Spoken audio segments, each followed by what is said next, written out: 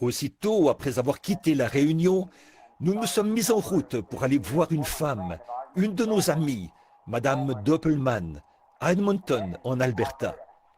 Et à seulement 30 kilomètres de la frontière canadienne, nous avons appris que mon frère se mourait. Alors, nous avons fait demi-tour en pleine tempête de neige pour retourner à la maison. Nous avons donc voyagé pendant 11 jours. Nous sommes arrivés tard hier soir. Nous nous sommes couchés tard dans la nuit.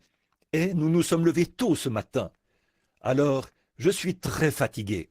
Mais dès que j'ai pu joindre ma mère, après être arrivé à un endroit où il nous était de nouveau possible de téléphoner, elle a dit « Frère Neville est allé le voir ». Ça, c'est un véritable pasteur, les amis. Nous apprécions vraiment cela. Bon, ça pourrait ne... Peut-être que vos bien-aimés n'en sont jamais arrivés là, peut-être. Mais dans un moment critique, quand on sait que quelque chose est en train de se produire, c'est rassurant de savoir que votre ami sera là. Il est tout de suite allé voir mon frère. Alors, une fois là-bas, aussitôt arrivé, j'ai changé de vêtements et j'ai couru le voir. Et qui ai-je trouvé dans la chambre, en prière? Nul autre que frère Neville. Il était en prière, là, dans la chambre, avec Howard. Je suis reconnaissant pour cela. Je préfère le dire ici, à l'estrade. Comme je l'ai toujours dit, je préfère vous donner un petit bouton de rose maintenant, plutôt que toute une couronne après votre mort. C'est maintenant qu'il faut le faire. J'apprécie frère Neville, et je sais que nous l'apprécions tous dans cette église, parce qu'il est un brave pasteur. Juste pour lui montrer combien vous l'appréciez, levez la main vers Dieu, comme ceci. C'est ça, merci. Ça, c'est vraiment quelque chose que... Je suis allé à la maison, j'en ai parlé à ma femme. Je lui ai dit, chérie, quand je suis allé frapper à la porte, je suis passé lire sa fiche médicale au bout du couloir, pour vraiment voir ce qui n'allait pas. Ensuite, je suis allé là et j'ai entendu quelque chose à l'intérieur. J'ai frappé à la porte. Je croyais que quelqu'un parlait. Il l'avait fait asseoir sur son lit avec sa Bible et tous les deux avaient la tête inclinée. Ils priaient Dieu quand je suis entré. Je me suis simplement joint lui dans la prière. Et aussi dans ma prière, j'ai dit à Dieu que je l'apprécie. C'est un véritable ami et un véritable pasteur. Puisse frère Neville vivre longtemps dans ce monde pour servir le Seigneur. Je crois qu'un si brave homme, Dieu le gardera ici pendant de très nombreuses années pour le servir. Cela a touché mon cœur plus profondément que tout ce qui m'est arrivé depuis longtemps. Bon, d'habitude, puisque la classe d'école du dimanche des enfants n'est pas encore terminée, alors j'ai pensé que nous pourrions peut-être prier pour les malades.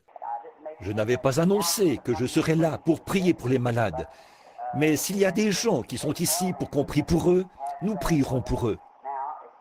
Maintenant, si sœur Gertie veut bien venir jouer le grand médecin pour nous, et nous demanderons à notre cher Père Céleste de bien vouloir bénir ceux qui ont besoin de lui aujourd'hui. Nous voulons maintenant que tous ceux qui sont malades et qui ont des besoins se rassemblent autour de l'autel. Si je ne me trompe pas, est-ce bien Nelly Sanders qui s'avance?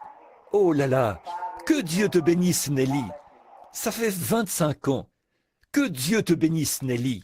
J'ai promené le regard tout à l'heure et je t'ai vu.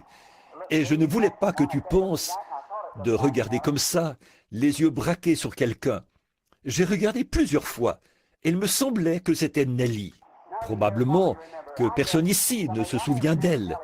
Je pense que certains d'entre vous, combien se souviennent de Nelly Sanders? Mais bien sûr, elle était l'une des premières personnes à fréquenter le tabernacle. Ma défunte épouse et elle étaient des amies intimes et aussi des sœurs en Christ. Et elle s'est mariée à un des officiers de l'organisme volontaire pour l'Amérique. Et lui, notre frère, est parti pour être avec Dieu. Je crois qu'il l'a laissée avec 2 garçons, je crois. Quoi qu'il en soit, elle a des enfants, et certains vont encore à l'école. Nelly, toute seule, est désemparée, et elle arrive à l'âge où on devient tout nerveux et bouleversé. Elle m'a téléphoné quand j'étais dans une réunion à Phoenix, en Arizona, pour que je prie pour elle. Beaucoup de mes souvenirs, Nelly, remontent à une époque où le sol était recouvert de sciure, et où toi et Hope, la jeune Adcock et bien d'autres étaient là. Ça, c'était il y a de nombreuses années, il y a 25 ans. Le temps m'a filé entre les doigts. Nous avançons très rapidement sur ce chemin, c'est vrai. Eh bien, que Dieu soit avec toi maintenant. Vous qui êtes malade et qui désirez venir devant l'autel pour la prière, notre pasteur et moi, nous nous unirons pour prier pour vous. Avancez-vous. Et tout juste après ceci, il y aura un service de prédication, un bref message pour vous. J'aimerais que vous puissiez rester. Après la prière pour les malades, nous clorons le service d'école du dimanche. Nous passerons alors directement à l'autre service et j'ai quelques annonces à faire.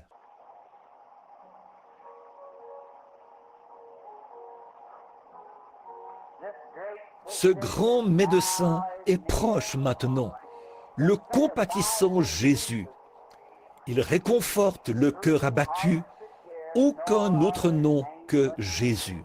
Bon, si nous pouvions entrer maintenant dans la communion autour de cette prière, pour la guérison de l'un l'autre, sachant que Dieu est ici et qu'il a promis de nous exaucer. Oui, c'est en règle. Nous descendrons prier pour elle, pour la dame qui est assise. Certainement. Très bien. Frère Neville, voudrais-tu venir m'assister? Maintenant, soyez aussi respectueux que possible, vous, les petits-enfants, qui regagnez vos places.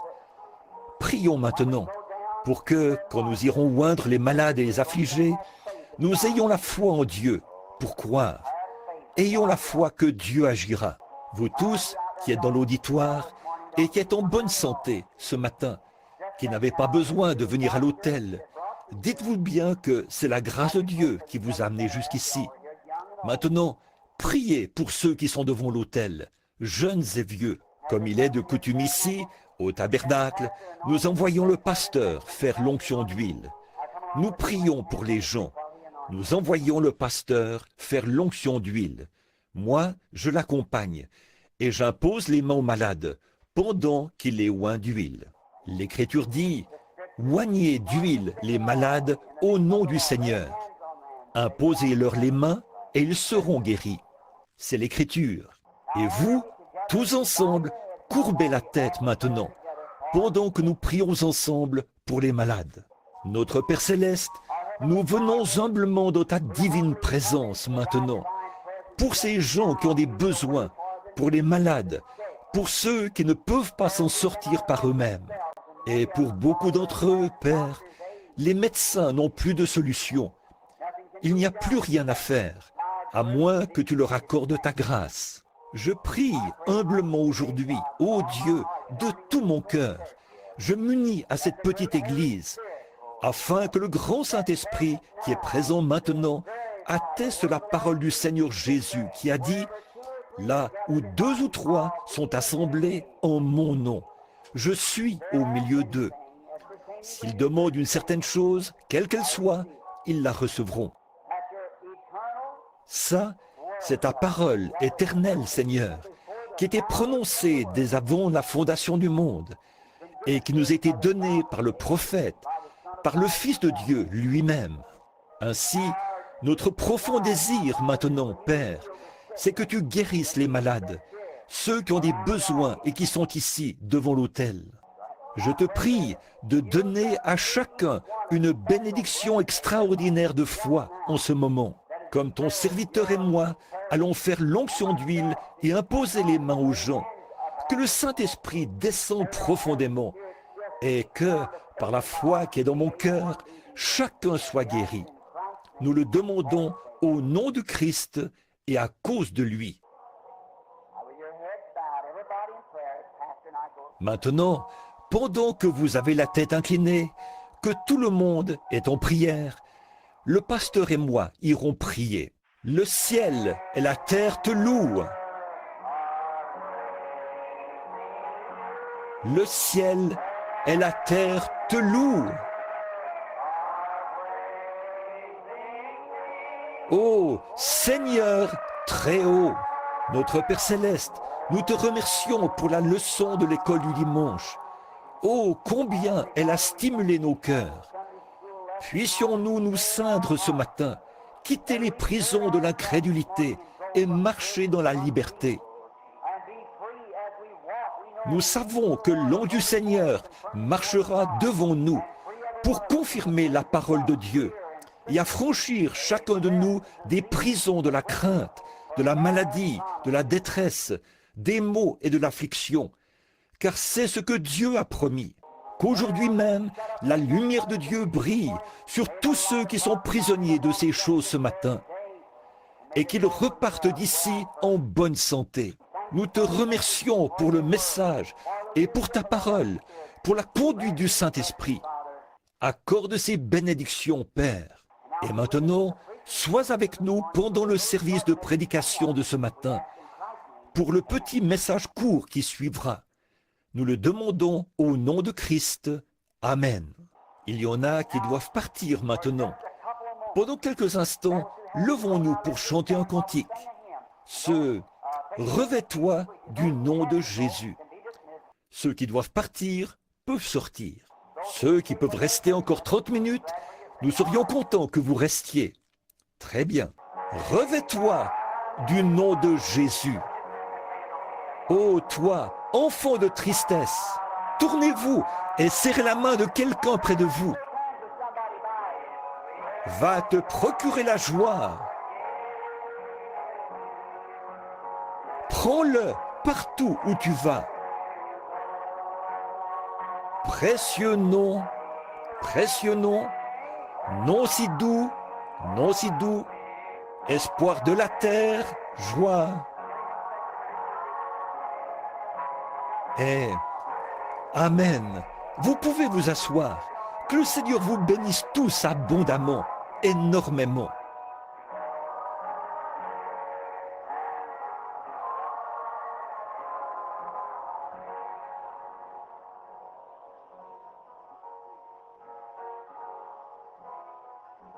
Amen. Be seated and the Lord bless you all real richly. Good. Je viens de remarquer que nous avons quelques exemplaires du Héros de la foi ici. C'est le petit programme, le petit journal de frère Bosé de Chicago. Un frère vraiment bien. Nous avons eu de très bons moments de communion fraternelle ensemble. Nous passons de beaux moments chaque fois que nous allons à Chicago. J'étais de nouveau avec lui il y a quelques soirs. Et ces journaux sont gratuits. Venez et prenez-en un à la fin du service. Ils sont posés ici. Bon, nous sommes heureux de voir que beaucoup d'entre vous demeurent attachés à Christ. Et maintenant, j'aimerais prendre juste quelques minutes de votre temps pour parler de quelque chose. Parce que je suis ici avec vous. Je suis fatigué. J'ai la voix affaiblie. J'ai eu de grandes réunions. À Indianapolis, c'était une merveilleuse série de réunions, intenses. Et nous étions vraiment heureux le soir où nous avons vu des centaines de personnes traverser ce tabernacle, où environ 10 000 personnes étaient assises, venir donner leur cœur à Christ ce soir-là. Russell Ford et les autres, oh combien ils étaient transportés de joie. Et l'œuvre que frère Cadell a commencé depuis des années, continue d'aller de l'avant.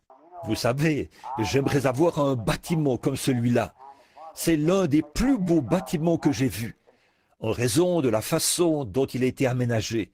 Et là, chez eux, il y a vraiment quelque chose. Je crois que je suis du genre émotif. Quand je vois une grande œuvre que quelqu'un a commencée, ça me touche. Bon, je suis enroué. Nous avons été là-haut, dans les montagnes. Nous voulions aller voir une femme malade, une de nos amies, tout au nord, au Canada. Nous étions sur le point de traverser la frontière lorsqu'il m'a été rapporté que mon frère se mourait. Alors nous avons fait demi-tour. Nous avons roulé jour après jour, nuit après nuit. Nous avons passé 10 jours assis dans la voiture. Alors, vous pouvez vous imaginer comment je me sens ce matin. Mais je suis reconnaissant à chacun de vous, une fois de plus, d'avoir prié pour mon frère, parce qu'il semble qu'il est en train de se remettre. Dieu lui a donné une autre chance. Donc je vous remercie et je loue Dieu pour tout. J'ai encore beaucoup de décisions importantes à prendre. Une tournée mondiale aura bientôt lieu. L'Afrique me tient beaucoup à cœur. Il y a d'autres endroits partout, si bien que je ne sais pas de quel côté me diriger. C'est partout, partout. Il y a aussi plus d'une dizaine de très grands congrès qu'on organise maintenant. Et on m'invite à aller à chacun d'eux. Il me reste 24 heures pour décider de la prochaine étape. Alors, priez pour moi. Priez pour moi. J'ai besoin de vos prières. Vous qui êtes ici devant, j'espère que ça ne vous a pas incommodé, qu'on ait arrêté ce ventilateur pendant un instant. J'ai été exposé à de très nombreuses choses dans ma vie, du fait de voyager pour le Seigneur. J'ai vu des conditions de toutes sortes, des maladies et la lèpre. J'ai serré des lépreux dans mes bras. Je leur ai serré la main et j'ai vu toutes sortes de maladies. J'ai été dans des salles et des camps d'isolement et tout, presque partout dans le monde. Et je ne suis plus un jeune homme. Nelly, je pense que tu le sais. J'avance vers l'âge. Puis l'autre jour, j'ai entendu parler de frère Bosworth, là, qui a presque 90 ans. Et pendant que j'étais à Indianapolis, il a eu un caillot de sang dans le cœur. Il était inconscient, un râle d'agonie dans la gorge. Madame Bosworth a appelé pour qu'on prie pour lui.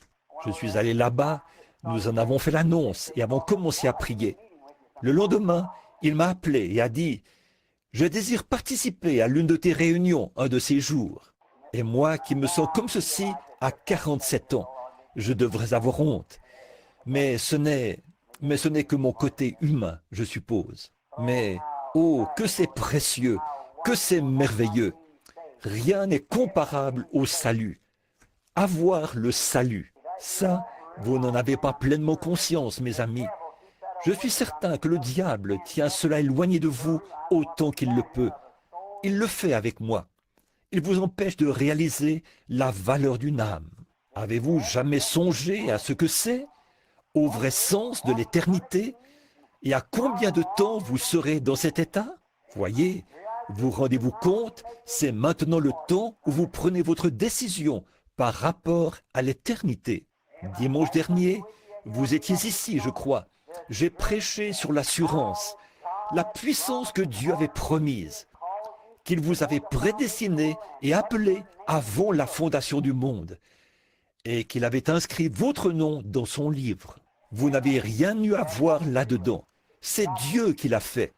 N'est-ce pas merveilleux? L'agneau avait été immolé avant la fondation du monde. Et quoi? Ça ne s'est accompli que 4000 ans plus tard. Mais Dieu, une fois qu'il avait prononcé cela, il devait l'accomplir, parce qu'il doit tenir sa parole. Et au moment même où le nom de l'agneau a été inscrit, vous avez été inscrit avec lui. Nos noms ont été inscrits dans le livre de vie de l'agneau. Non pas le soir où nous sommes venus à Christ, mais avant la fondation du monde, dit la Bible. Alors, c'est ça l'assurance. Et le frère a abordé ce point-là ce matin, pendant cette merveilleuse leçon d'école du dimanche. Bon, lisons un passage quelque part dans l'Écriture, juste pour un peu de... j'ai à cœur quelque chose. J'aimerais l'exprimer pendant quelques instants, puis nous terminerons la réunion. Et il y aura un autre service ce soir. Et maintenant, j'ai un message qui m'est venu à cœur l'autre jour, quand je revenais. Et j'aimerais, si Dieu le veut, et si je suis de nouveau ici dimanche matin prochain, le prêcher premièrement au tabernacle. C'est quelque chose que j'ai à cœur, à propos de notre temps. Je suis allé manger quelque part, et je me suis dit, eh bien, est-ce que je deviens fou? Qu'est-ce qui ne va pas chez moi? Je ne supporte pas ces musiques et toutes ces choses qu'ils ont aujourd'hui. Ces femmes d'un esprit faible et borné qui chantent là dans un palais d'ivoire, et tout ça. J'ai dit, il doit y avoir quelque chose qui ne va pas chez moi. Et le Saint-Esprit a dit, oh non, Oh non, si tu aimes le monde ou les choses du monde, l'amour de Dieu n'est même pas en toi. J'ai donc pensé, eh bien, dans ce cas, je ne veux pas m'adapter à ce monde. C'est vrai. Alors le Saint-Esprit s'est mis à me révéler ce message. Je n'aurais pas eu le temps ce matin. Je suis trop fatigué, en plus. Mais peut-être, si le Seigneur le veut, dimanche matin prochain, si nous sommes encore dans les parages. J'ai quelques voyages de prévus cette semaine. Mais si je suis encore dans les parages dimanche matin prochain, si Dieu le veut, Frère Neville l'annoncera samedi pendant son émission. Nous viendrons apporter ce message. Et je désire l'apporter d'une certaine manière. C'est un message évangélique pour ce jour, cette heure et cette saison. Et j'ai prédit il y a 6 mois que cette année était la dernière pour l'Amérique. Et nous verrons si cela est conforme à l'Évangile ou non. Le moment de sa fin est arrivé. Ou bien elle prendra son essor, ou bien elle s'effondrera cette année. C'est vrai. Bon, vous les jeunes enfants, je voudrais que vous apportiez un bout de papier et que vous notiez cela dans la page de garde de votre Bible. Alors, quand frère Branham ne sera peut-être plus de ce monde, vous pourrez voir si j'avais raison ou tort. Voyez? Ainsi, vous saurez si le Seigneur me parle encore. Vous voyez? Maintenant, dans Romains chapitre 4, je veux lire juste un passage de la parole pour continuer. Que dirons-nous donc qu'Abraham, notre père, selon la chair, a obtenu? Si Abraham a été justifié par son œuvre, il a sujet de se glorifier, mais non devant Dieu. Car, que dit l'Écriture?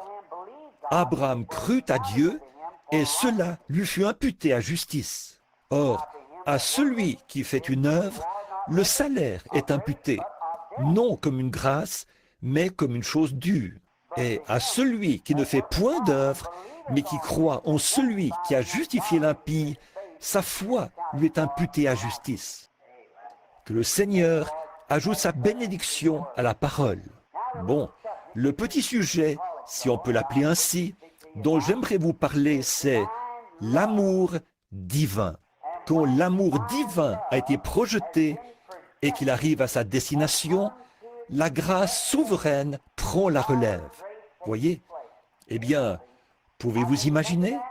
Méditez là-dessus pour vraiment bien saisir maintenant. Voyez? Quand l'amour divin a été projeté et qu'il arrive à la destination prévue, alors la grâce souveraine prend la relève.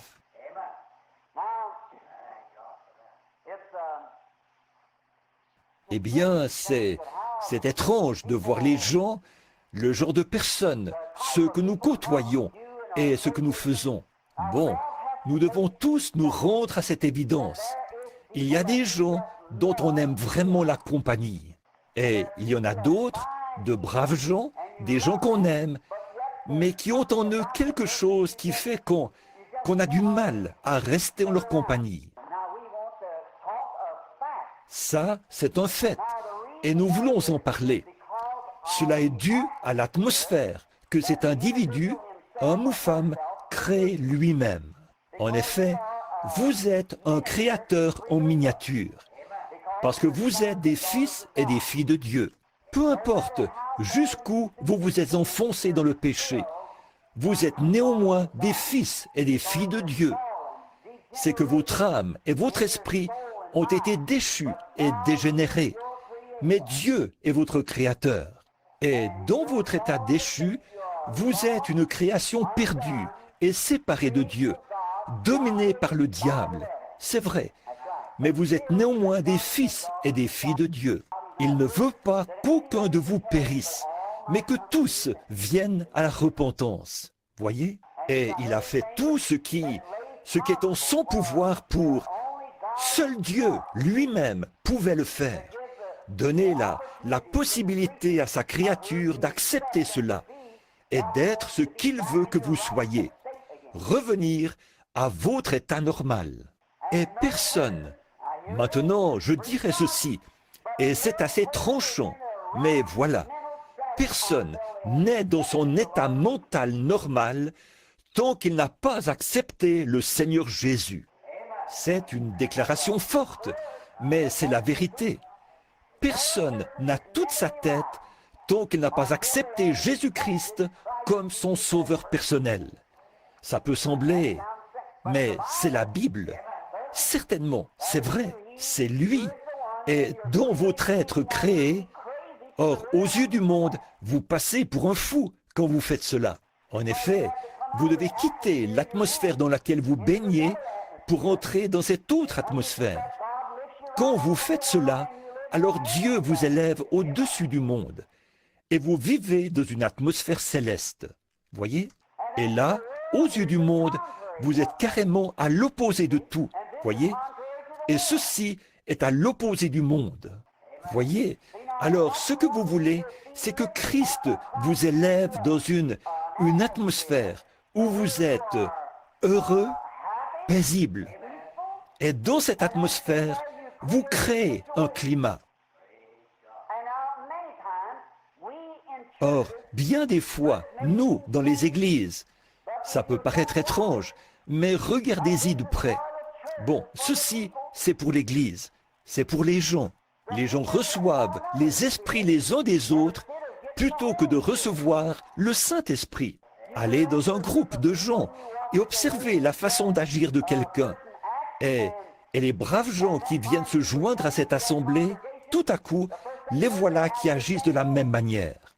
Toujours, prenez par exemple une brave femme et un mauvais homme. Ou bien il se sentira, ou bien il deviendra un brave homme, ou bien elle deviendra une mauvaise femme. Par l'atmosphère dans laquelle vous vivez, vous projetez ce que vous êtes à ceux que vous côtoyez. Alors, quelle sorte de gens devrions-nous être si nous sommes chrétiens? Dans quel genre d'atmosphère devrions-nous vivre? Nous devons vivre dans une atmosphère de consolation, de calme, de guérison. Nos cœurs constamment en prière, ayant un amour profond pour chaque personne avec qui nous entrons en contact. Et que ce soit ceci, je le dis à la petite église qui a prié pour moi, pour ma mission mondiale. C'est ça qui fait mon succès quand je prie pour les malades. Si je n'arrive pas à me mettre complètement dans la peau du malade, ça ne donne généralement rien de bon. Vous devez vous mettre complètement dans la peau de l'autre, au point que... et ressentir cela vous-même. Il y a quelque temps, ici, un vieux Mexicain était venu là, sur l'estrade. Il s'était précipité vers l'estrade. Rempli de foi, il s'était agenouillé et avait sorti son chapelet.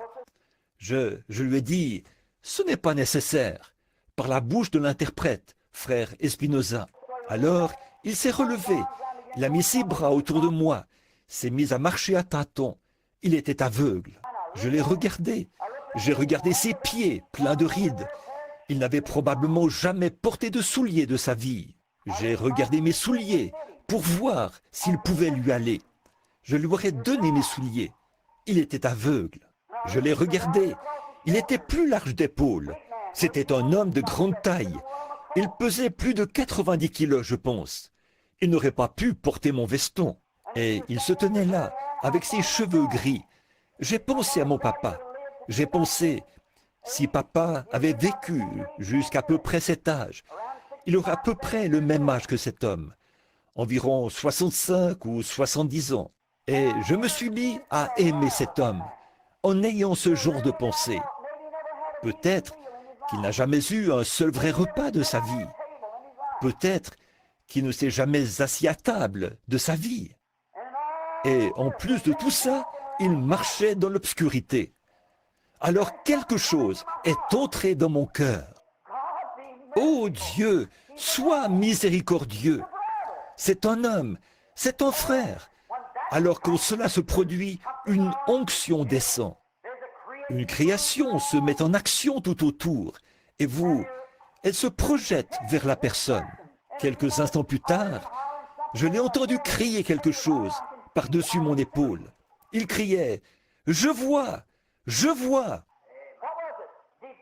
Qu'était-ce? L'amour divin. La compassion avait été projetée par le Saint-Esprit dans cet homme. Et c'est ainsi qu'au bout du chemin, alors qu'il ne pouvait, il n'y avait plus rien à faire. Et là, l'amour s'était installé à sa place. L'amour avait rejoint l'amour. Alors la grâce souveraine s'est mise en action. Et Dieu, par sa grâce souveraine, a rendu la vue à cet homme.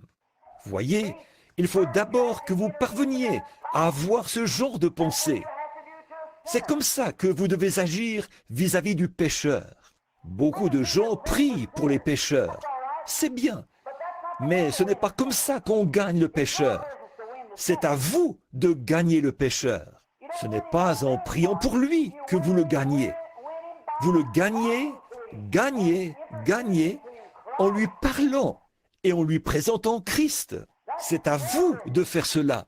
C'est votre devoir de gagner les pécheurs en leur parlant et en projetant vers eux l'amour de Dieu par la parole de Dieu. C'est ce qui gagne le pécheur. Quelqu'un dira, moi, je ne vais jamais à l'église, mais j'aime bien cette femme-là, j'aime bien cet homme-là. Voyez, c'est parce que vous les gagnez. Si vous restiez chez vous à prier pour le pécheur, sans jamais entrer en contact avec lui, cela produirait très peu de résultats. Mais vous devez prier et ensuite aller vers lui. C'est exact. Allez-y, faites cela. Bon, donc, il s'agit de projeter cet amour. Il y a quelques jours, j'écoutais le témoignage d'un grand fabricant de charrues qui se tenait sur l'estrade. Eh bien, des hommes d'affaires de partout dans le monde étaient assis là, sur l'estrade, ce fabricant de charrues aussi. Il s'est levé et a dit, « Eh bien, j'ignore pourquoi j'ai dû subir une opération. Et j'aime cet homme. C'est un fidèle de frère Roberts, notre ami.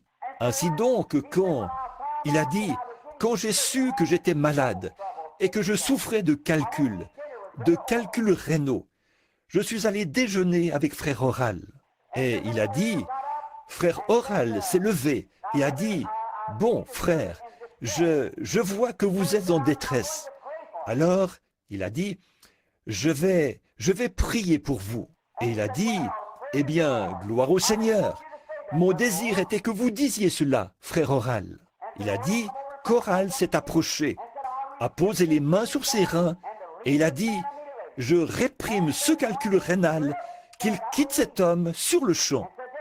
Et il a ajouté, après cela, a-t-il dit, j'étais soulagé. Et il a dit, peu après, c'est revenu. Il a dit, je suis retourné voir frère Oral. Il a ajouté, il a prié de nouveau. J'étais soulagé. Mais chaque fois que ça revenait, c'était pire. Il a dit, alors je me suis dit ensuite, si seulement je pouvais aller voir, a-t-il dit, frère Branham, et me tenir devant lui.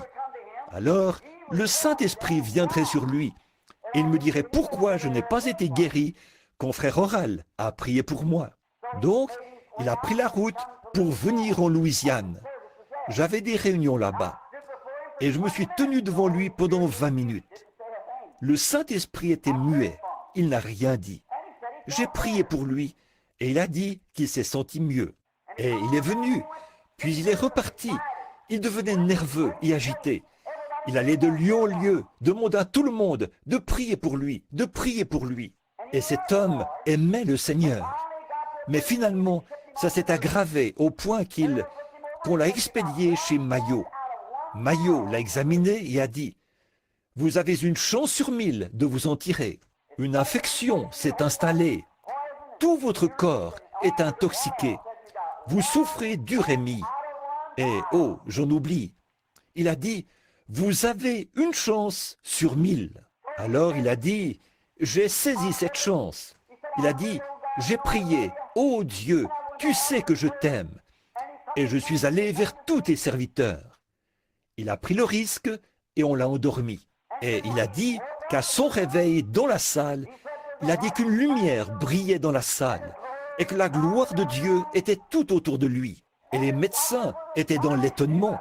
Ils entraient et disaient, « Eh bien, qu'est-ce qui s'est passé ici ?» Eh bien, disait-il, « Je me sens prêt à rentrer chez moi. » Qu'était-ce?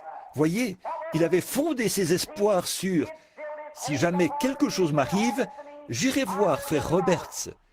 Si ça échoue, j'irai voir frère Branham. Et pourtant, il aimait le Seigneur Jésus. Dieu a dû laisser échouer tout le reste et permettre qu'il soit cloué au lit. Et alors même les médecins ont dit, nous ne pouvons plus rien faire. Et alors, quand l'amour divin est arrivé au bout de son chemin, la grâce souveraine est entrée en scène et a pris la relève. Elle le fera chaque fois. Si vos motifs sont bons, si vos intentions sont bonnes, si vous avez l'amour divin et que vous croyez, allez de l'avant sans rien douter.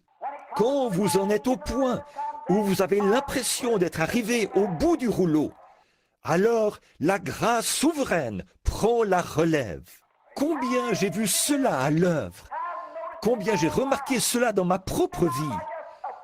Non pas seulement par une théologie ou par un genre d'expérience vécue par quelqu'un d'autre. Je suis très content aujourd'hui de pouvoir parler sur la base d'une expérience personnelle, de savoir que ça, c'est la vérité. Alors, pourquoi sommes-nous craintifs? Tant que nous savons que l'amour de Christ repose divinement dans notre cœur, que nous sommes passés de la mort à la vie, aucun démon de l'enfer ne peut pénétrer en nous, même à notre mort. Il suffit de persévérer dans cet amour et dans la foi. C'est comme un petit enfant. Prenez un petit enfant. Je vais vous le démontrer pour que les tout petits puissent comprendre cela. Voici Madame Kelly assise ici, devant nous. Un soldat ivre, je crois, avait foncé là sur eux. Au moment de la transporter, on la croyait morte. On l'a menée à l'hôpital. Elle était inconsciente. Or, tout a échoué là-bas et elle s'en allait. Mais comme elle avait l'amour de Dieu dans son cœur, elle s'en est tirée. Je suis allé là-bas ce jour-là et alors la grâce souveraine a été projetée à la suite de l'amour divin.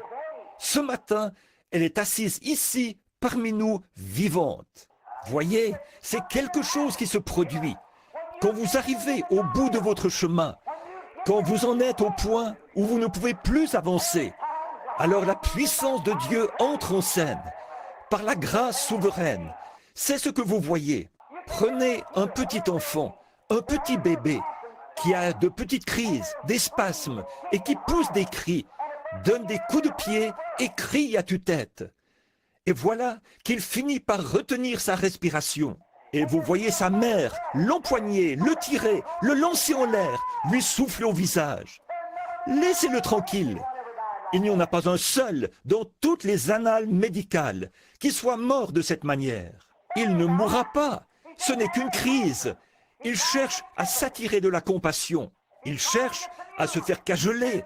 Et ce n'est rien d'autre qu'un caprice. Et après avoir poussé son caprice jusqu'à retenir sa respiration, et qu'il ne peut pas aller plus loin, alors la nature reprend le dessus. Il se détend et recommence à respirer. Toute votre agitation, le porter, crier, ça ne hurler, lui souffler au visage, ça exacerbe la situation. C'est ce qui arrive après que nous avons erré d'église en église, ça et là, de service de guérison en service de guérison.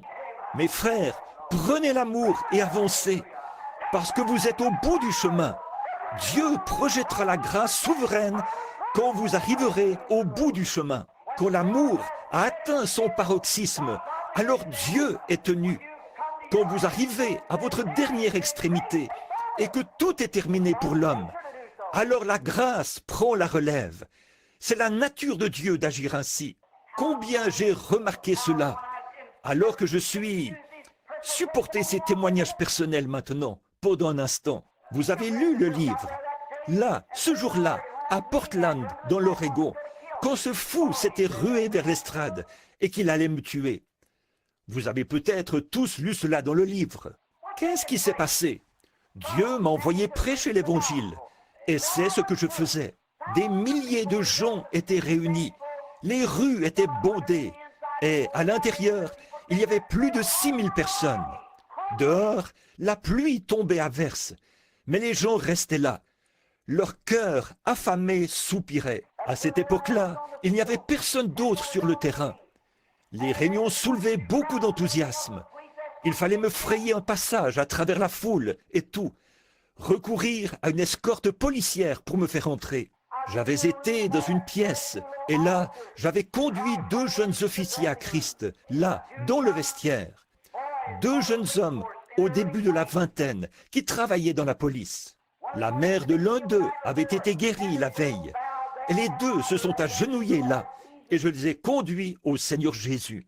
Je me suis avancé sur l'estrade pour parler de la foi. Soudain, j'étais face à un fou qui, s'étant enfui d'un hôpital psychiatrique, avait frappé un prédicateur dans la rue.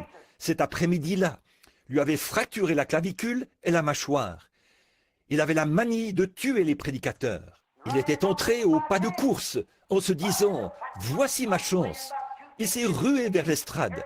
Il pesait environ 115 ou 120 kilos et mesurait près de 2 mètres. Il balançait les mains vers l'avant et vers l'arrière. Il a dit « Espèce d'hypocrite, espèce de serpent dans l'herbe ». Et voilà, le service de Dieu était en marche. Les gens étaient guéris. Des milliers de gens étaient guéris et bénis. Des ministres étaient inspirés. Ce grand réveil n'était alors qu'à ses débuts. Puis il a commencé à avoir de l'impact partout dans le monde. Là, sur l'estrade, était assis T.L. Osborne. Amen. Qui a gagné des dizaines de milliers d'âmes à Christ. Il était assis là, lui qui était pasteur. Et 8 ou 10 membres de son assemblée, depuis le balcon, observaient la scène. Et ce fou s'est rué vers l'estrade pour perturber la réunion du Seigneur. Et il a dit « Espèce de serpent dans l'herbe, espèce d'hypocrite, tu t'imposes comme étant un serviteur de Dieu. Je vais te prouver ce soir que tu n'es pas un serviteur de Dieu. Et je vais briser chaque os de ton petit corps de misérable. » Et il est monté en vitesse et a brandi son gros poing pour me frapper. Je me suis retourné. Les prédicateurs étaient en débandade et tout.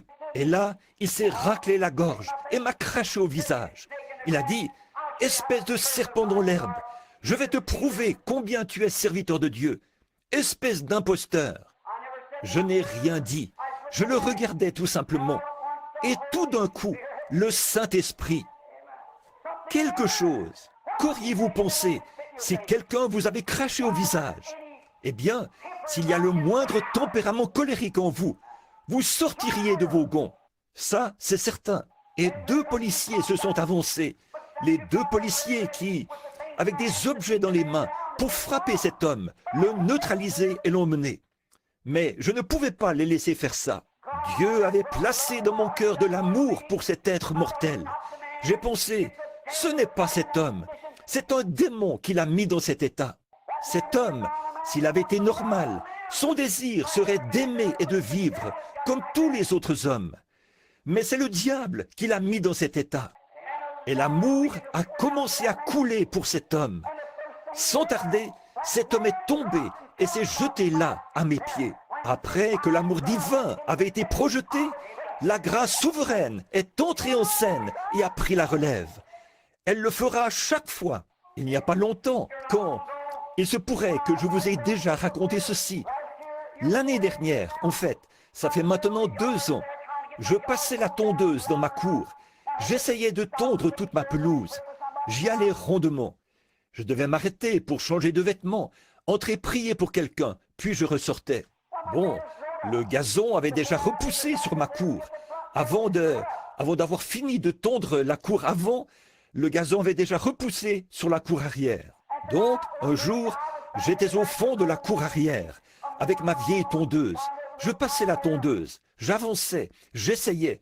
C'était une petite tondeuse motorisée. Or, j'avais oublié qu'un nid de frelons était là, dans le coin. Et j'ai foncé dans ce nid avec ma tondeuse.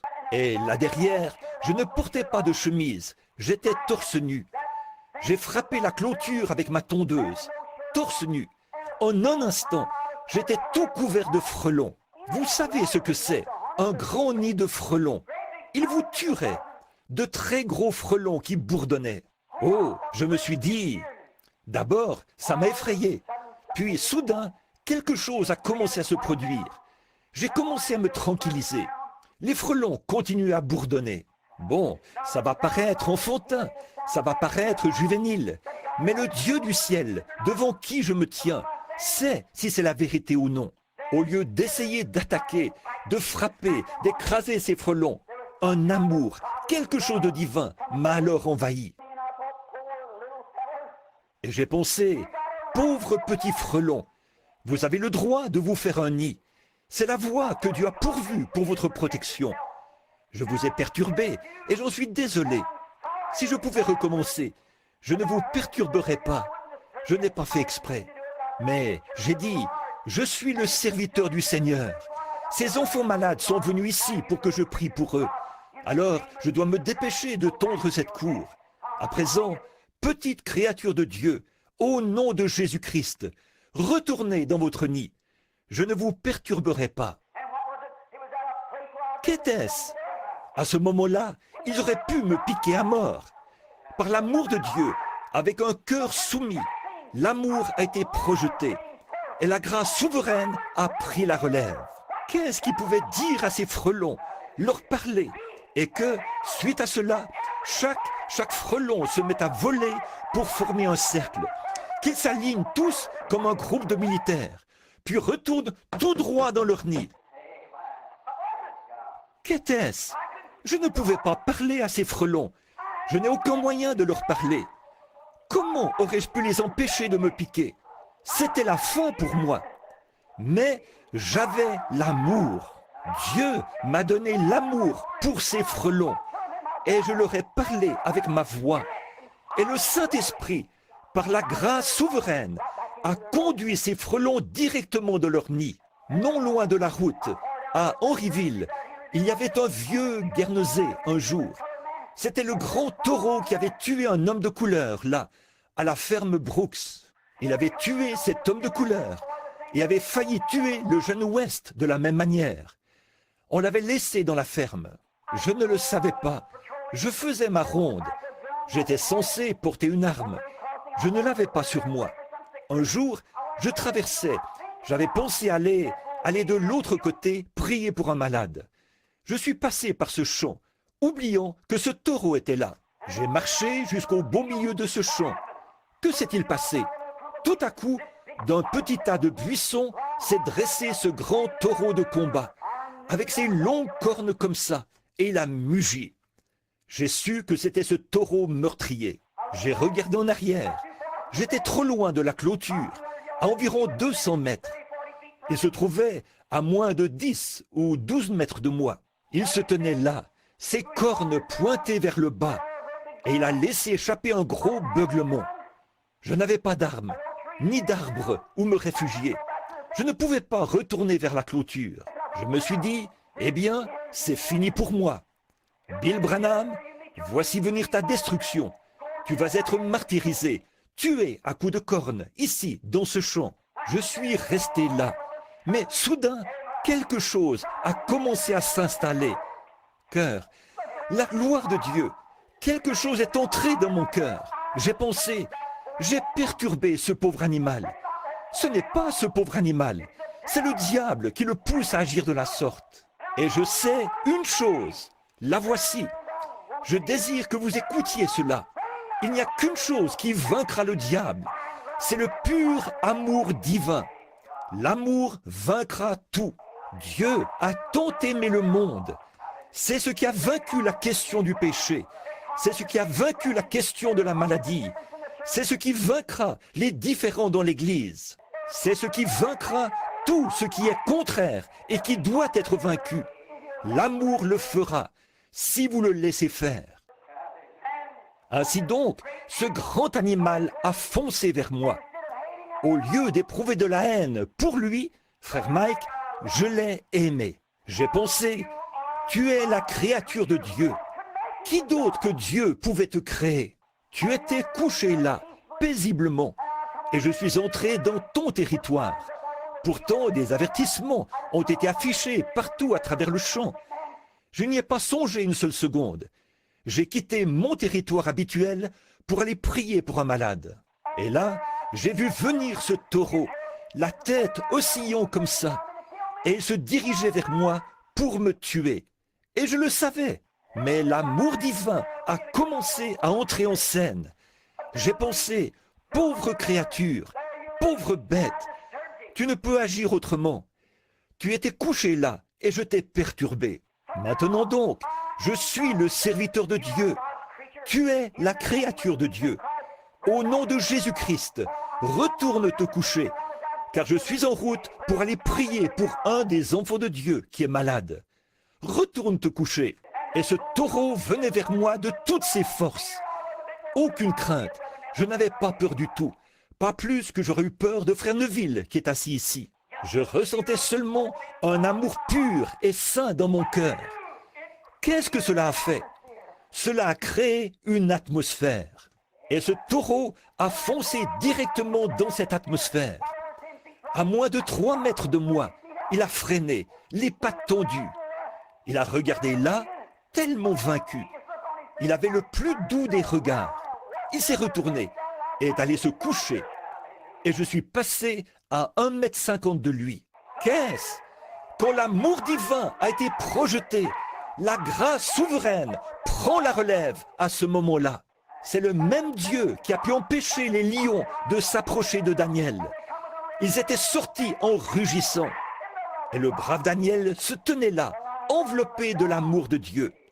Les lions se sont retirés et se sont couchés. C'était paisible. Je te le dis, mon frère, quand Dieu t'enveloppe de l'amour divin, alors tu trouves la paix dans la vallée. C'est vrai. Il y a quelque temps, je revenais de Dallas, au Texas. Je revenais à la maison par avion. Nous avions eu une série de réunions là-bas. Et en chemin, il y a eu un orage et l'avion a fait un arrêt d'urgence à Memphis. Pendant que j'étais à Memphis, on m'a logé à l'hôtel Peabody. Oh, quel hôtel somptueux! Je ne me sentais pas tout à fait à ma place. J'étais là-bas ce soir-là et j'y ai passé la nuit. Le lendemain matin, on m'a appelé et dit « Révérend Branham ?» Oui. On m'a dit « La limousine vous prendra à 7 heures précises. L'avion décollera à 7h30. » J'ai dit « Merci monsieur » et j'ai raccroché. Je me suis levé, j'ai prié et je me suis dit « Eh bien, j'ai peut-être le temps de faire un saut à la boîte d'un bureau de poste. » J'ai ici de la correspondance à laquelle j'ai répondu hier soir. Je me suis levé et me suis mis à descendre la rue. Je marchais en chantant. Il y a des gens presque partout dont le cœur est enflammé.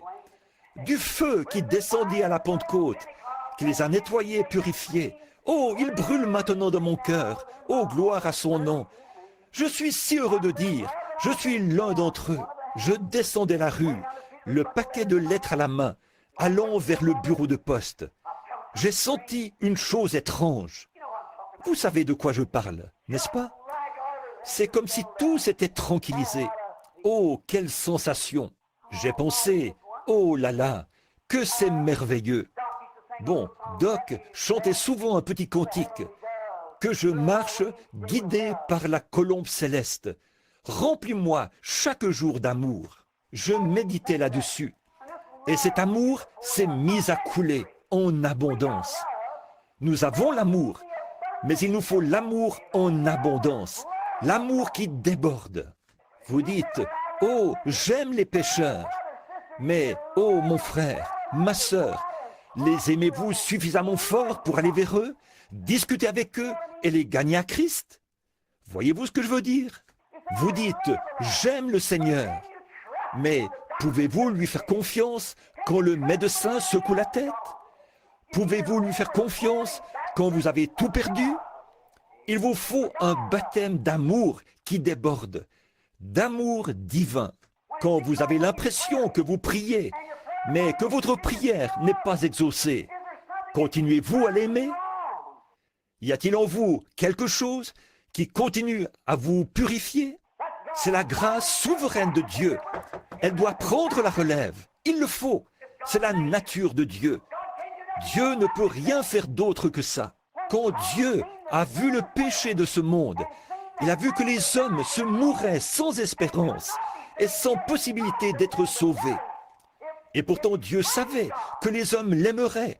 Et cela a fait pression sur lui et a démontré sa nature. La nature de Dieu, c'est l'amour. Dieu est amour. Et cela a tellement fait pression sur la nature de Dieu qu'il a dû pourvoir d'un moyen de s'en sortir pour ceux qui désiraient s'en sortir. Il a envoyé dans le monde son Fils, fait dans une chair semblable à celle du péché, pour qu'il porte nos péchés et nos maladies au calvaire. Dieu l'a fait. L'amour de Dieu, une fois qu'il était projeté, a requis la grâce souveraine. Et Dieu n'a jamais dit, si tu le fais, si tu fais ceci, je ferai ceci. Dieu, sans aucune condition, a envoyé son Fils mourir à votre place et a réglé la question du péché. Cela n'avait rien à voir avec ce que vous en pensez. Dieu l'a fait de toute façon. Amen. Quand l'amour divin est mis sous pression, la grâce souveraine doit prendre la relève. C'est tout simplement ce qui se passe quand l'amour divin a été appliqué au bon endroit. Écoutez attentivement. Ce matin-là, quand je suis sorti de l'avion, ou plutôt de l'hôtel, et que je me suis mis à marcher dans la rue, j'avançais en chantant. Tout à coup, quelque chose a semblé se répandre sur moi, une grande pluie d'amour. J'ai pensé, oh, si seulement je pouvais. Oh, je crois que, comme je me sens en ce moment, si je pouvais seulement rencontrer quelqu'un pour qui prier.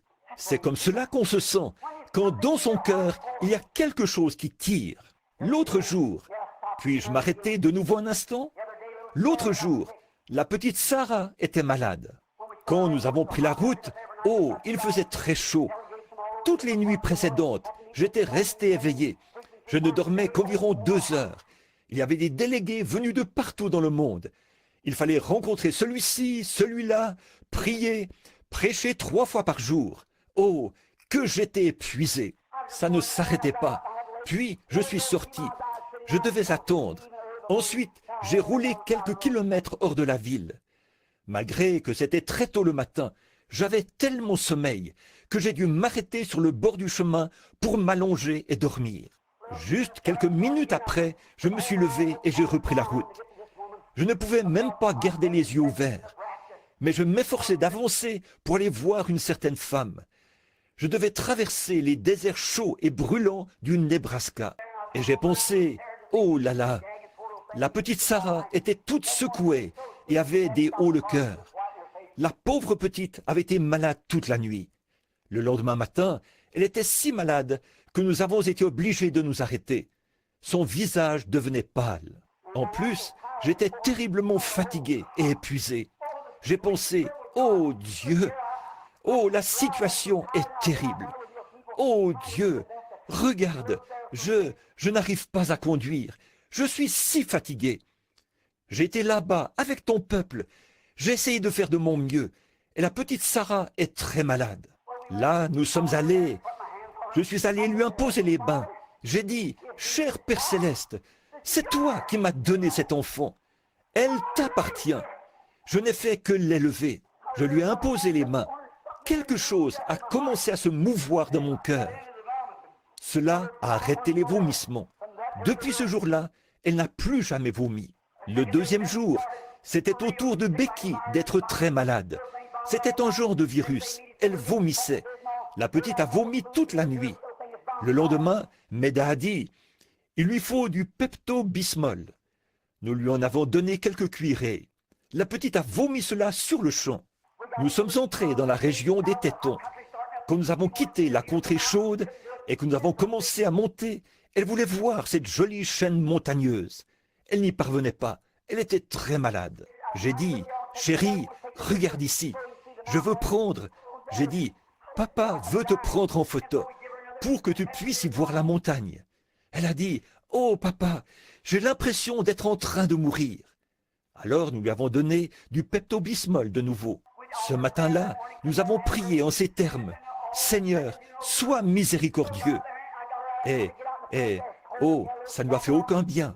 Alors nous sommes arrivés là-haut et je l'ai fait sortir. J'ai dit, chérie, viens prendre de l'air frais. Il faisait froid. Elle avait mis sa petite veste. Il y avait de la neige au sol. Je suis donc sorti et elle essayait Elle a dit, oui papa. Elle s'est mise à faire, et de l'eau coulait de sa petite bouche. J'ai regardé, ses petits yeux étaient enfoncés, et sa petite bouche salivait beaucoup. Je me suis avancé, j'ai levé les yeux vers la montagne. J'ai dit, je lève mes yeux vers les montagnes. D'où me vient le secours? Le secours me vient de l'Éternel. Tout à coup, quelque chose a commencé à se mouvoir au fond de moi. Oh, j'aimerais avoir ça en permanence. Je suis allé à côté de la voiture et j'ai ouvert la portière. J'ai dit, chérie, regarde ici, vers papa. Oh là là, cela a réglé la question du vomissement pour toujours. 5 minutes plus tard, elle courait partout et jouait avec Sarah. Qu'est-ce? Quand l'amour divin a été projeté, la grâce souveraine prend la relève. Il le faut. Je marchais dans la rue ce matin-là, à Memphis. Je reviens à mon histoire. Je marchais dans la rue, à Memphis, en chantant pour le Seigneur. Et tout à coup, quelque chose a dit, « Arrête-toi !» Je me suis arrêté. Tout à coup, il a dit, « Fais demi-tour, va dans l'autre direction. » Eh bien, c'était dans la direction du fleuve. Je me suis dit, « Oh là là !» J'ai avancé un peu plus. Je me suis dit, « Eh bien, c'était juste quelque chose que je... » Vous savez, souvent, on a des impressions, vous savez. Et souvent, les gens commettent des erreurs, parce qu'ils suivent leurs impressions au lieu de suivre la conduite divine. J'ai donc continué à avancer en me disant, c'était juste moi, une impression. Et oh, plus j'avançais, plus ça empirait. Je me suis mis là, en retrait, et j'ai regardé tout autour. Il y avait là des articles de pêche. Je me suis dit, alors que les gens étaient en train de me dépasser, que j'allais faire comme si je regardais ces articles de pêche. À ce moment-là, tous les gens avaient quitté le trottoir, ce groupe-là, quand le feu avait changé. J'ai dit, bienveillant Père Céleste, que voulais-tu que je fasse? Était-ce toi qui te mouvais dans mon cœur? On dirait que je vais éclater. À l'intérieur, il y a quelque chose qui se répand. Quelque chose a dit, fais demi-tour, rebrousse chemin. J'ai dit, pour aller où? Il a dit, fais demi-tour, rebrousse chemin. Pour aller où? Ça ne change rien. On continue à marcher, c'est tout. J'ai fait demi-tour et j'ai repris ma marche dans la rue. J'ai marché, j'ai regardé ma montre, ça continuait à insister. L'heure était passée. Je suis allé un peu plus loin. L'heure était passée. Il était plus de 7h30. À 8h. Oh là là, là là. Je m'étais rendu loin, très loin. Là, il y avait des maisons aux couleurs vives. Beaucoup de vieilles maisons aux couleurs vives là-bas, très loin. Je marchais là et le soleil était déjà bien haut. C'était au début du printemps. Les nuages s'étaient tous dissipés. J'ai pensé, eh bien, j'ai raté mon vol. Mais j'ai pensé, oh Dieu, si je rate mon vol, c'est ton ordre, tant que tu... Où me conduis-tu, Seigneur? Je ne sais pas où tu m'emmènes. Où vais-je? Ce n'était pas de mes affaires. Il fallait continuer à marcher. J'ai continué à marcher, c'est tout. Après un moment, j'ai regardé. Une mamie, le type même de tante Jemima, était appuyée contre un portail, comme ceci. Elle se tenait là, appuyée contre le portail. Elle avait de grosses joues rondes. Elle se tenait là, une chemise enroulée autour de la tête, comme ceci, et attachée en arrière. Je continuais à marcher, là. Je suis arrivé à sa hauteur, et les larmes coulaient comme ça sur ses grosses joues. Elle m'a regardé et m'a dit « Bonjour, pasteur ». J'ai dit « Madame ». J'ai dit « Bonjour ». Elle a esquissé un sourire et m'a regardé, les larmes aux yeux. Je me suis dit « Elle m'a appelé pasteur ». C'est comme ça qu'on appelle les prédicateurs dans le Sud, vous savez. Et j'ai dit « Comment avez-vous su que je suis pasteur ?» Elle a dit « Je savais que vous viendriez. » Quoi? Elle a dit « Je savais que vous viendriez. » J'ai dit « Je ne comprends pas, tantine. Voulez-vous m'en dire plus ?» Elle a dit « Vous savez, avez-vous déjà lu l'histoire de la Sunamite qui n'avait pas d'enfant et qui a demandé au Seigneur de lui donner un enfant ?» Elle a dit « Et Élie est venu, l'a béni, et elle a eu un enfant. » J'ai dit « Oui, madame, je m'en souviens. » Elle a dit « Je suis comme cette femme-là. » Elle a dit « Je n'avais pas d'enfant. J'ai prié le Seigneur. Et j'ai dit au Seigneur que s'il me bénissait et me donnait un enfant, moi, j'élèverais cet enfant pour lui. Et elle a dit, il m'a donné un enfant. Et elle a dit, j'ai fait des lessives sur une planche à laver. Une petite cabane se trouvait là, sur le côté. Elle a dit, j'ai fait des lessives sur une planche à laver pour élever cet enfant. Et elle a dit, quand il a grandi, pasteur, il a pris la mauvaise voie. Elle a ajouté, il s'est mis à avoir de mauvaises fréquentations. Et le voilà couché, mourant. Et elle a dit, le docteur est venu avant-hier, quand il a perdu connaissance. Et il a dit qu'on ne pouvait plus rien pour lui. On lui avait administré du Salvarsan 606 et tout, du mercure, de la pénicilline. Aucun résultat. C'est une maladie vénérienne, la syphilis. On pense que la valve de son cœur a lâché. Elle a dit, plus rien ne peut être fait pour lui. Elle a dit, il était couché ici, mourant. Et j'ai dit, oh Seigneur, je ne voulais pas voir mon bébé mourir comme ça. Et elle a dit, si seulement je pouvais l'entendre me dire qu'il est sauvé. Et elle a dit, j'ai prié pendant 2 nuits. Elle a dit, ce matin, vers 3 heures, elle a dit, le Seigneur m'a fait tomber dans un sommeil pendant que j'étais à genoux. Elle a dit, j'ai eu un songe. Elle a dit, j'ai vu venir un homme, vêtu d'un complet clair, avec un petit chapeau western posé de travers sur la tête. J'ai dit, Seigneur, cette femme-là, c'est moi, mais où est ton Élie? Il a dit, le voici qui vient. Elle a dit, je me suis relevé rapidement de ce lit, et je me tiens ici depuis ce moment-là, à vous attendre. C'est exactement comme ça que j'étais vêtu.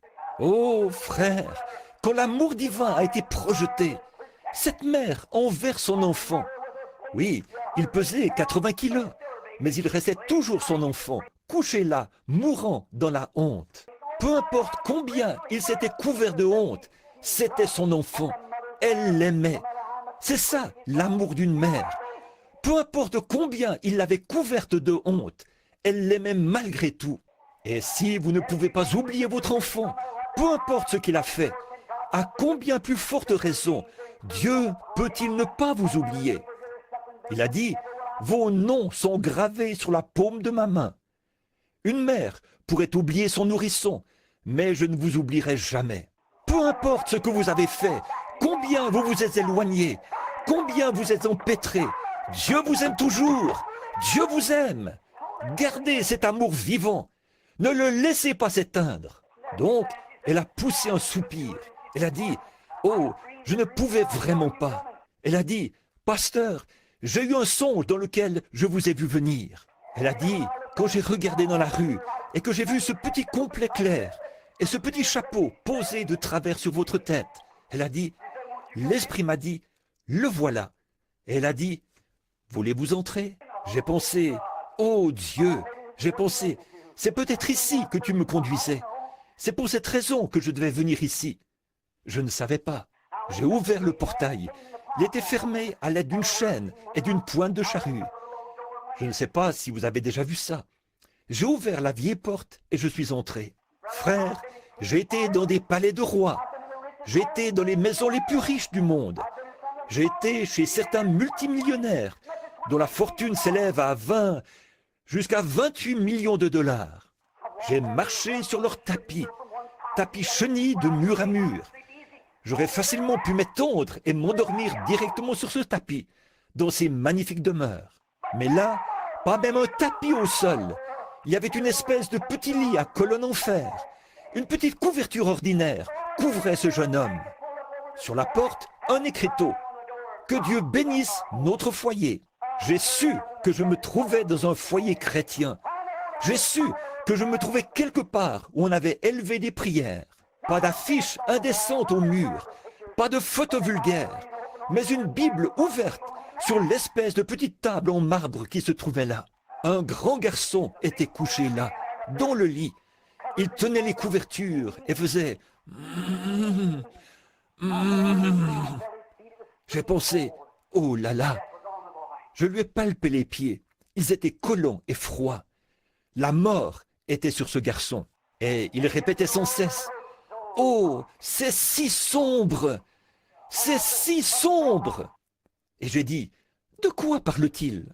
Elle a dit, pasteur, elle a dit, ça fait plusieurs jours maintenant qu'il se croit perdu en haute mer.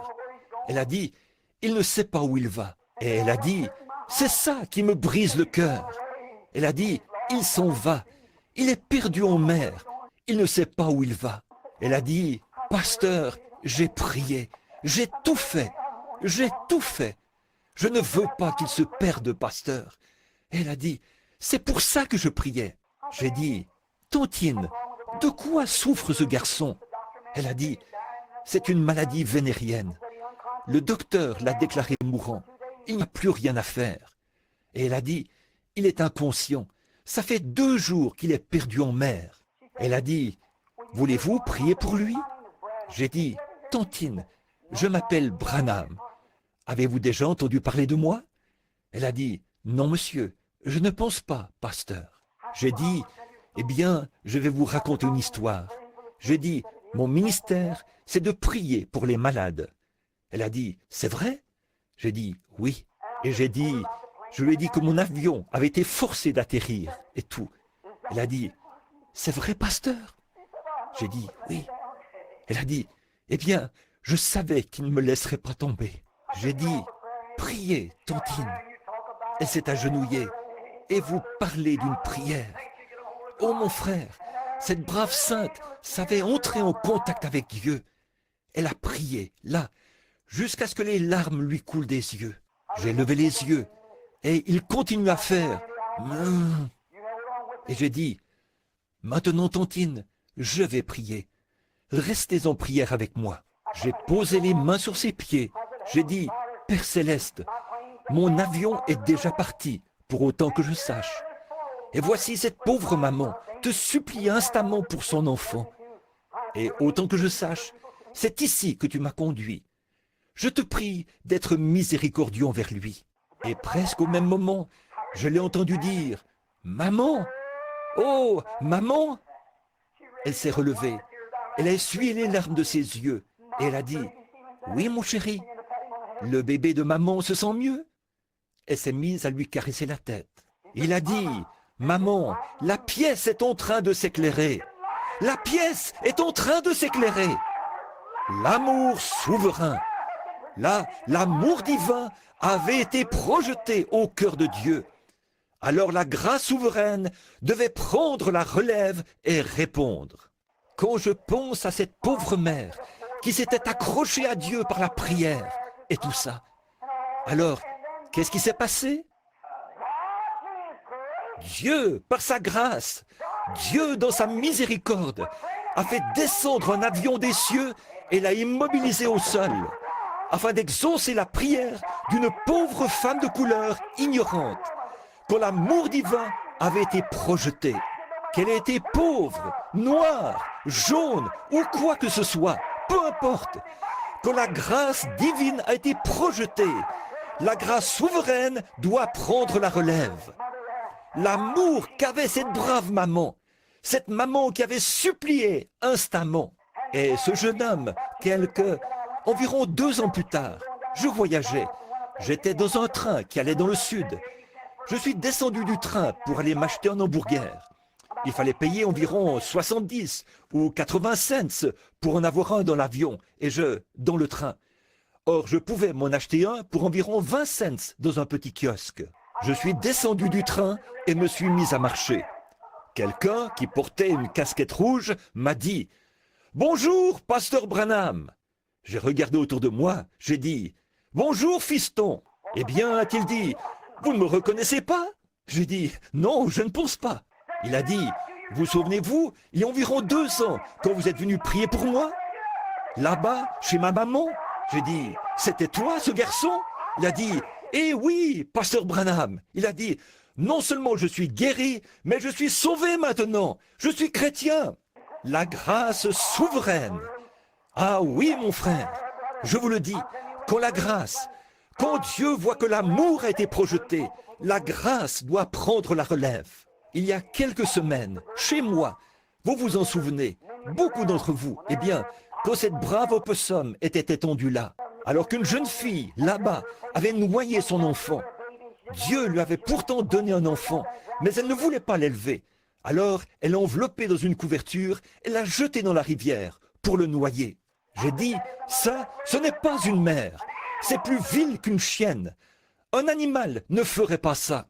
Si l'amour souverain de Dieu a pu être projeté sur un animal, à combien plus forte raison pourra-t-il être projeté sur un homme ou une femme? C'est vrai. Et cette brave mère opossum qui se dirigeait vers l'allée, vous connaissez l'histoire. Elle est entrée et est restée là, près des escaliers, pendant 24 heures. Et je n'en savais rien du tout. Frère Wood et ceux qui sont assis là au fond, et ce Wood qui avait pitié de cet animal, a dit « Frère Branham, pourquoi la laissez-vous souffrir ?» Et les pauvres petits opossums se nourrissent de ce vieux lait qu'ils tirent d'elle, alors qu'elle était tendue là, morte.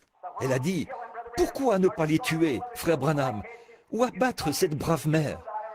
Elle n'était pas tout à fait morte, elle était... Quand on lui donnait un coup, ça la faisait bouger un peu. Et elle était restée étendue là, toute la nuit. Et le lendemain, la brave petite Becky est venue là et a dit « Papa ?» Eh bien, le lendemain matin, vers le lever du jour, elle a dit « Que vas-tu faire de cet opossum, papa ?» Elle a dit « J'ai pensé à elle toute la nuit. » Et j'ai dit « Moi aussi, Becky. » Je suis descendu dans le bureau. J'ai dit « Retourne te coucher, chérie. Ce n'est pas l'heure de te lever, il est trop tôt. » Je me suis assis là, dans mon bureau. Je me suis dit « Eh bien... » Je me suis dit « Je dois faire quelque chose de cette brave opossum. Je ne sais pas quoi faire. » Puis j'ai entendu une voix. Et ça, je ne m'y attendais pas du tout. Au même endroit où les pommes étaient apparues ce matin-là, pour frère Hall, quand il était guéri du cancer. À l'endroit où les malades et les affligés ont été guéris. J'étais assis là, dans ce petit bureau. J'ai entendu une voix dire « Je l'ai envoyée vers toi. Elle est restée étendue là, comme une dame, pendant 24 heures, attendant son tour pour que tu pries pour elle. Et toi, tu ne m'as rien dit à ce sujet. » J'ai dit « Eh bien, je ne le savais pas du tout. » J'ai dit « Eh bien, tu veux dire que c'est toi qui as envoyé cet opossum ?» Je me suis dit « Qu'est-ce qui ne va pas chez moi? Est-ce que je parle tout seul ?» Je me suis surpris en train de me parler à moi-même. Je suis allé à l'extérieur.